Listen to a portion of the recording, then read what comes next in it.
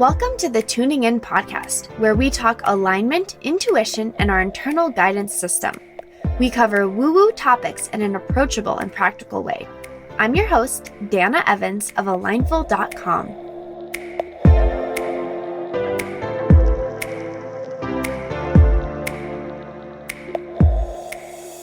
Hello, and welcome to another episode of the Tuning In podcast. I am your host, Dana Evans, and it is January. It is January in the year of 2023.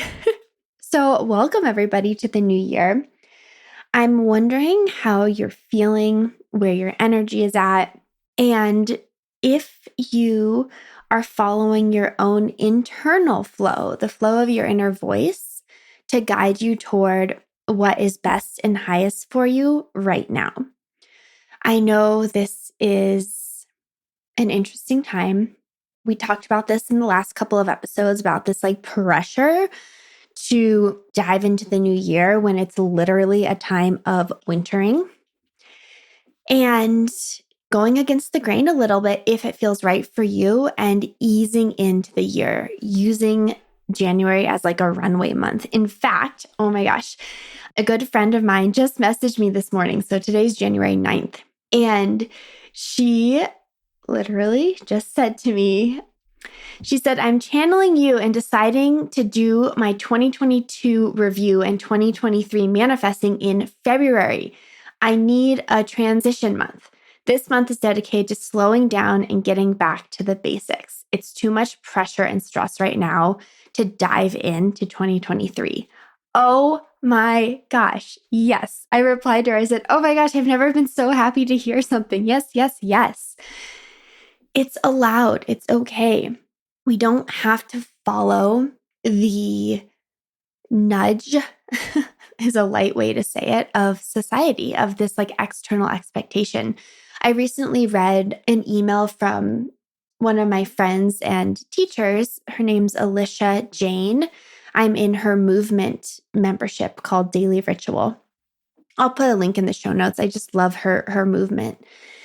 And she writes these moon letters. So she wrote one for the Cancer full moon, which was on Friday. And she said, she's like, I am choosing to opt out of this. She's like, we go from this, which we've talked about, right? It's this dark time. Winter is like a time to rest and reflect and pause. And what happens instead is we hit December, and we've talked about this as well. It's for so many people, December is their busiest month. And everyone talks about, it's the busiest time of the year, the busiest time of the year. I don't quite understand this to this day. I do not understand this. But apparently everyone's fucking busy in December. And we push and go, and we got to close out the year strong and go, go, go. And then we go from that right into January. And it's okay, time to plan, time to focus on the new year, time to be the best self, time to create new routines, do this, go, go, go.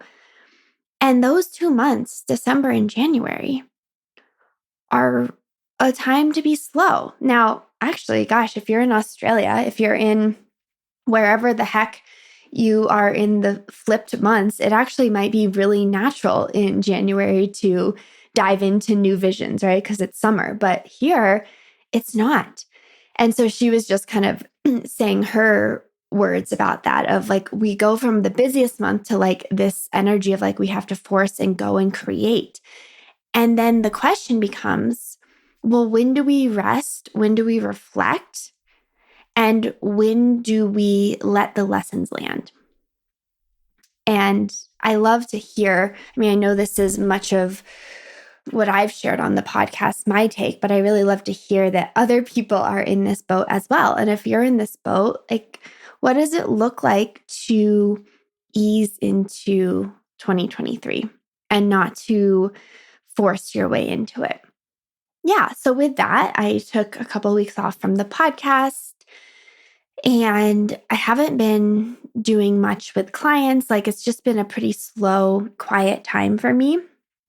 I've really enjoyed it. In fact, last week, so the week after New Year, was probably the calmest week I've had. The week before Christmas and the week after Christmas between New Year I was pretty quiet. But then it was like, it took all that time for my body to really feel safe to just pause and opt out of the societal norms. So last week was actually one of my most enjoyable weeks of my slowdown month. I didn't feel pressure to perform. I only had things on my calendar on one day, which was Thursday. I enjoyed time at home. I did cooking. I did some organizing. I read and read and read and read and watched shows and movies. And it was just so soft and enjoyable. And I could just tell a difference in my nervous system between last week and the previous couple of weeks. So know too that it takes time to process. It takes time to transition into a more relaxed mode from like a busy go mode, right? To change gears. And I feel like so often it's like, okay, today you're going to reflect. Today's your reflecting day. You got to close out 2022. And then tomorrow you got to jump into the next year. And I know it's not quite that sharp of a turn, but I really do feel like there is an intensity. It's like a forced reflection and then a forced planning.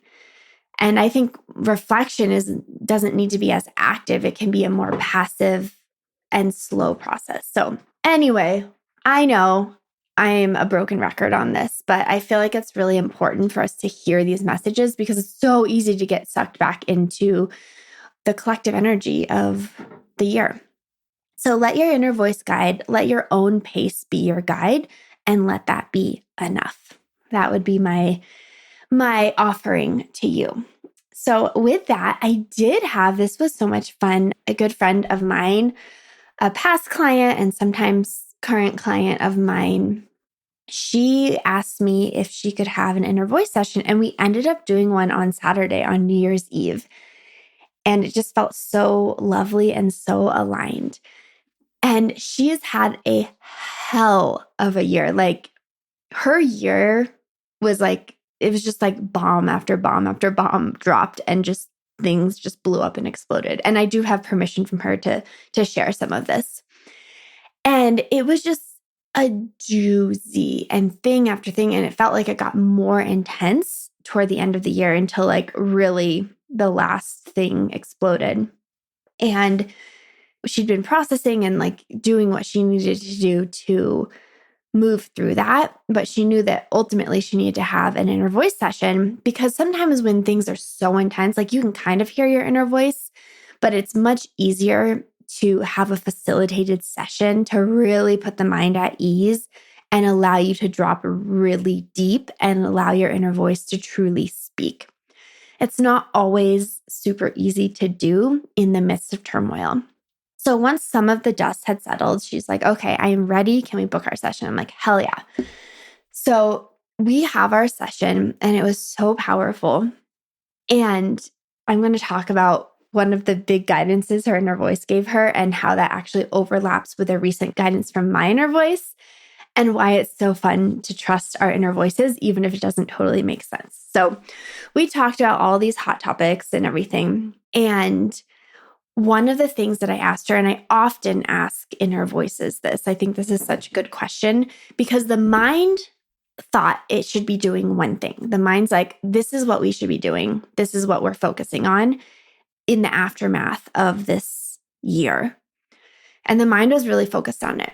And then the inner voice said, put that down, release it. This is not what you need to focus on right now. And we know, like, you can imagine a situation where if you've been hyper focused on something, like, this is my next step, this is what I need to do, this is where I need to put my energy and attention. And then if you get guidance to like not do it, not necessarily easy to receive that, right? The mind's like, what? Because it has a whole story about why this is what needs to happen. And it's attached, right? And her mind was definitely attached to this thing that she was focusing on. But the inner voice said, put it down, drop it for now. You'll know when it's time to pick it back up. So my question was, okay, inner voice, we hear you. So what the heck is the mind supposed to do in the meantime? Like, if she's not focusing on this thing that was taking up all her time and energy, and she was excited about it, what is she to spend her time doing instead? And of course, the mind wants a productive answer always. Mine's like, we need something productive. And the inner voice sometimes gives that and sometimes not. But her inner voice gave her some beautiful things. It said, meditate, do tarot cards, like play with your dog, roll around in the grass, just like enjoy yourself. Then I asked him, like, okay, what else? And it was listing all these things. And at the very end, it said ice skating or figure skating. I said, inner voice, she lives in Florida. She's supposed to pick up figure skating. And inner voice said, yes, we would love to do figure skating. Like, okay, cool. So then like we go through toward the end of the session, I ask again, I'm like, okay, inner voice, so what do you want this person to spend their time doing when we get off our session? Like, what is the best and highest alignment for them right now? And the inner voice said, figure skating. I said, all right, cool. So anyway, after the session, we started talking, just the client and myself. And I was like, all right, so are you going to figure skate? She's like, heck yeah, I have to buy all the stuff. I haven't done it since I was like 10. She's like, but I'm going to do it. So then a couple days later, she texted me and she said, oh my gosh, I'm figure skating right now. I passed all of the initial tests. And I said, oh, great. Like, how are you feeling after our session? And she said, I feel more like myself now after our session than I have in so long. There was an emotional hangover and it comes in waves, but being in touch with my inner voice is so important. She feels more like herself than she has in so long. And that can happen, with when you have a lot of turmoil, like there can be that sense that like you've lost yourself, right? That you're disconnected from yourself. And I asked her inner voice that in our session. I said, has she lost herself? And the inner voice said, no, I'm always here. So it's not that you actually lose yourself. It's rather that you can feel disconnected from the truth of yourself, right? Because you're dealing with circumstance and that can pull you away from your true self. And then I asked her if she would elaborate a little bit about the emotional hangover, which, by the way, I do have an entire podcast episode, which I'll link in the show notes, that is all about the emotional hangover. It's episode 119. So the reality of an emotional hangover. So then I said, can you elaborate on that? And she said, the emotional hangover was like a low lull of acceptance almost. Letting go of the rush of anger and doing to just letting go and being. So she said, letting go of the rush of anger and doing to just letting go and being. So it's this shift, right? That's a shift in energy. And a big part of that for her, a part of what allowed her to let go, was picking up something different, which was figure skating. And she's having so much fun and enjoying it. Then I shared with her, and I think I've mentioned this on the podcast, is back in August, I was struggling. I don't even remember what with, which I think is so funny now. But it was either something with a client or like a friend. I was feeling lost and feeling like I was failing and just feeling kind of hopeless. And I remember sitting with my inner voice. And I said, inner voice, like, what should I do? Right? Mind wants an action. What should I do? AKA, where should I focus my energy and attention? And my inner voice said, ride a horse. My mind's like, what? That is so unhelpful. Could you please give me something different? Like, sure, that sounds kind of fun, but like, that is the worst advice I've ever received. Like, that's how the mind felt. The mind was so annoyed and so frustrated. It was like, that was the only answer I was getting, ride a horse. And I'm like, okay, this is not going to solve any of my problems. But at this point in time, I'm pretty good at following my inner voice and actually listening, especially when it gives me really direct guidance. I don't question it as much as I used to. So I kind of felt excited. And it's like something that had been floating around in my mind for years. Like every time I would go somewhere, I'd be like, I want to ride a horse while I'm here. Well, it turns out I'm surrounded by ranches. Like, I don't know what you call them. Horse farms, stables, that's what you call them. I am surrounded by stables where I live. Like, I Googled horse riding lessons in my neighborhood and there were like 80 results within 10 miles. I was like, oh, okay. So my inner voice had chosen one initially, which I didn't go to. And I went to another one, but I was like, oh, I'll book 2 different lessons and see which one I like. So the first one I went to, it didn't fit the vision of what I had expected the horse stable to be. I mean, that's, I guess, the easiest way to say it is I got there and I felt like a little disappointed because it didn't fit my vision. And then I did the lesson, it was fine. And I remember afterward thinking, well, maybe this is just what stables are like. Like maybe my vision was wrong and I was confused and I just have to settle. But then I also had booked the lesson with the place my inner voice had chosen. Like it was the first place that popped out to me. It was like a yes, but I didn't choose that.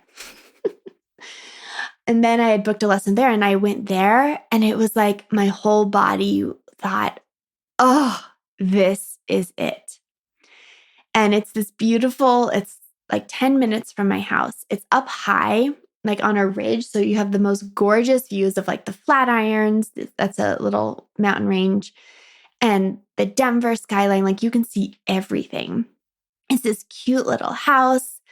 And this woman who runs it, she's 29 and she's so sweet. And she mostly does lessons for kids. Like it's a beginner stable. I guess I wouldn't even exactly call it a stable. Like it's a little farm. And it's actually right next to this farm stand that I'd been going to all summer. Like unbeknownst to me, literally they share, like when I ride the horse, like we walk through the farm. Like literally it's the same property almost. And so all summer I'd found this place and I'd been going and getting my fruit and vegetables there. And the whole time, my perfect horse ranch stable was right next door. Like, how cool is that? I had no idea. It's so beautiful. And they also have like geese and they have chickens and they have goats and they have like this sweet little dog. The only thing they're missing is a farm cat. I would love to see a farm cat there.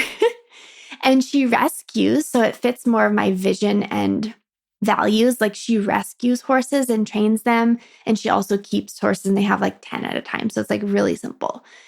And, you know, I went to that first lesson. I just knew. And since then, since August, I've been going once or twice a week, every week for horse lessons.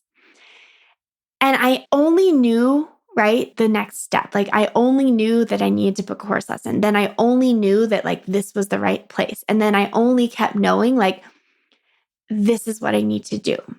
And it's through that time I was reflecting recently through these lessons that I realized how much taking horse riding lessons has taught me and revealed to me about myself. In fact, it revealed to me, I don't know if you'd call them issues. We will though. Issues that I have that were showing up in relationships.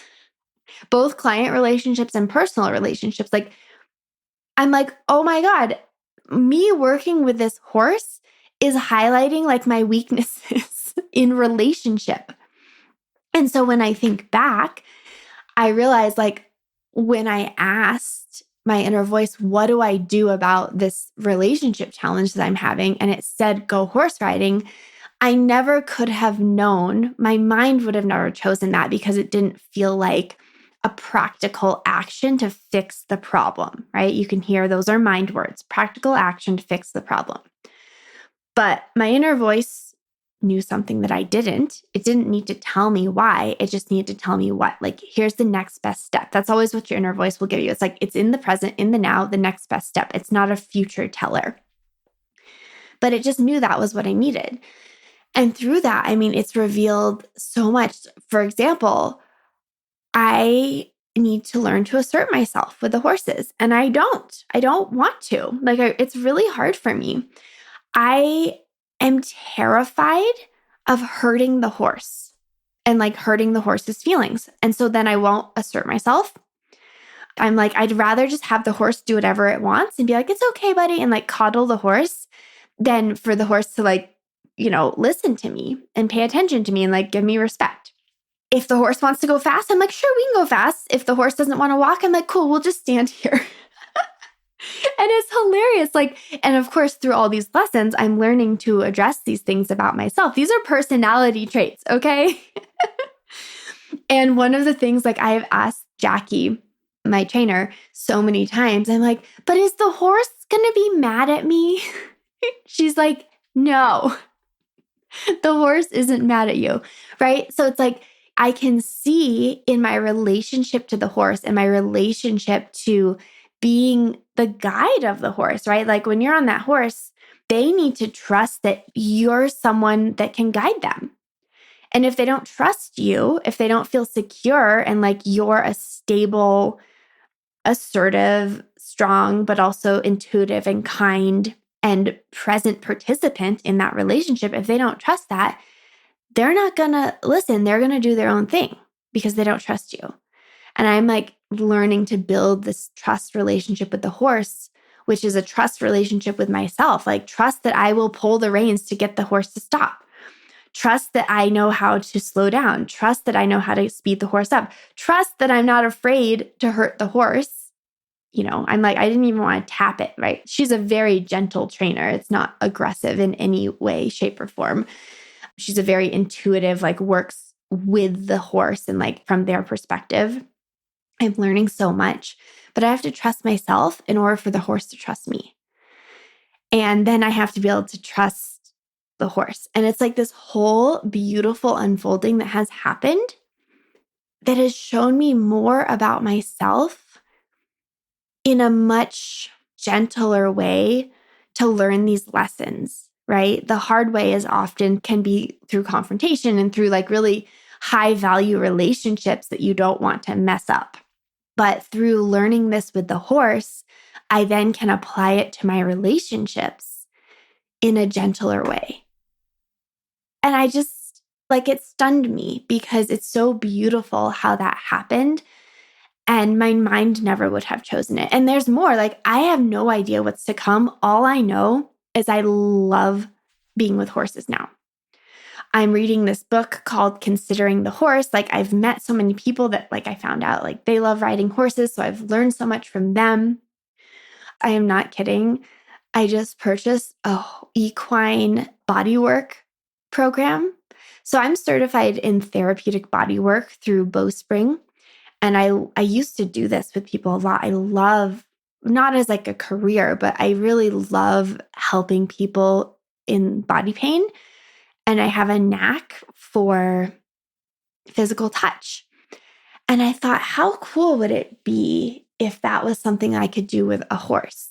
Just as I'm leasing a horse this winter and I just building our rapport and our relationship, how cool if I could do some really simple techniques that make the horse feel better, right? Relieve pain or just feel really soothed, calm their nervous system, support them so that we're building that trust. And then lo and behold, someone I was following on Instagram that I had saved a while ago, that's what they do. And they have a program and it was on sale and I bought it. And I don't know what that means, but it just felt like the next right step. I may use it, I may not, but it's when we follow these little steps, we can only know why in hindsight, right? And I've learned so much in just these few months since August of working with horses. Who knows what will happen in the future? I even told a friend, I was oh my gosh, what if inner voice and horse therapy becomes some sort of thing that I do where people can come to me and we work with the inner voice and we do emotional clearing and then we do body work and then we work with the horse to open up your heart even further and tune in and listen to your inner voice and the horse's inner voice and oh my gosh, right? That's the mind, of course, getting really excited. And as I'm sitting here talking to you, I kid you not, I just peeked out my window and our hawk who lives in our area, who I haven't seen for a couple of months, he just landed on the telephone pole. Oh, I love nature. I love animals. I love being attuned to my body and nature, right? And the world. We're just so connected.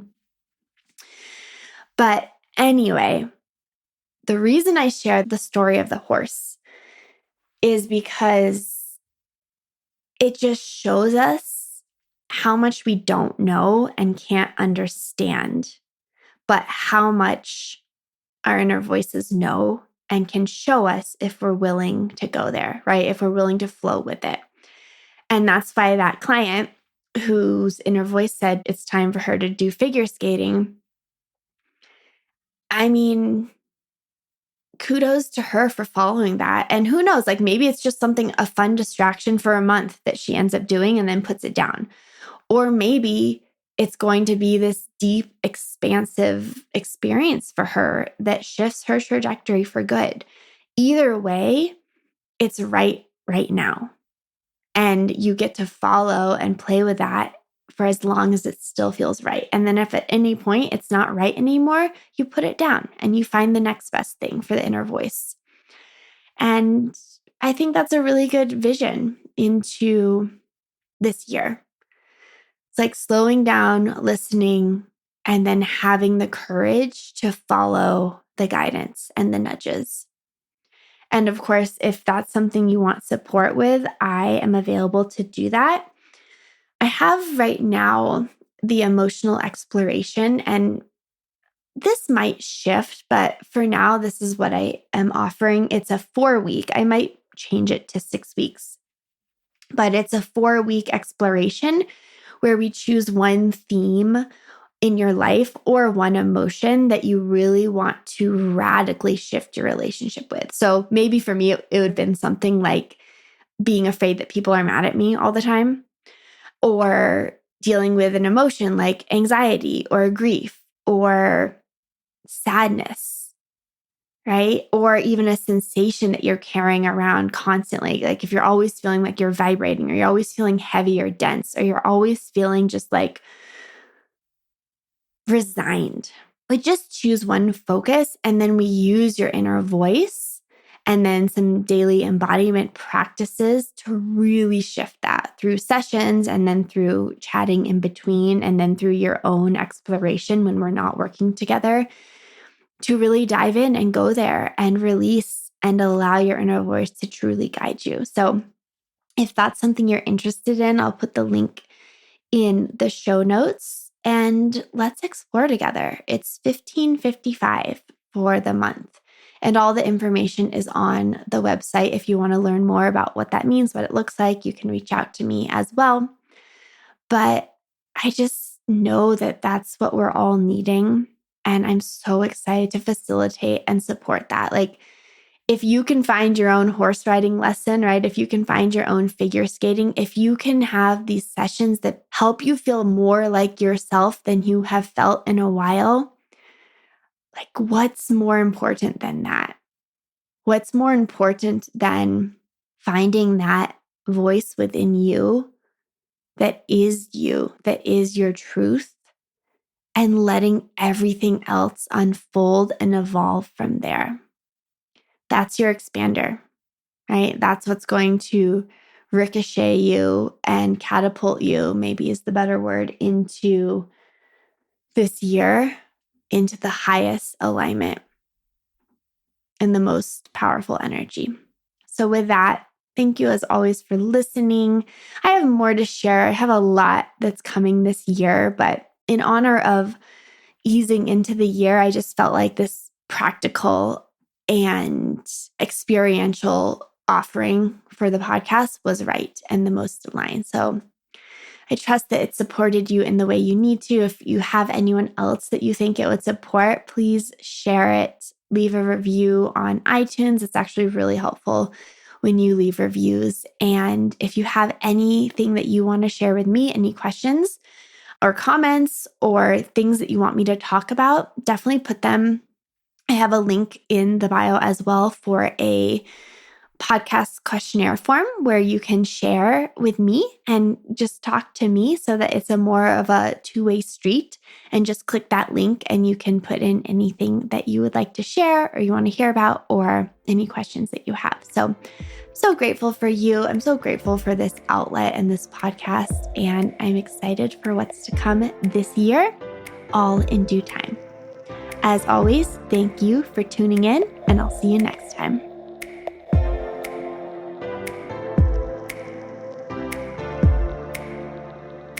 Thank you for joining me on another episode of the Tuning In podcast. As always, if this would resonate with anyone you know, please share the episode. You can follow along with my journey on Instagram at Dana_Evans, or find me on my website at alignful.com.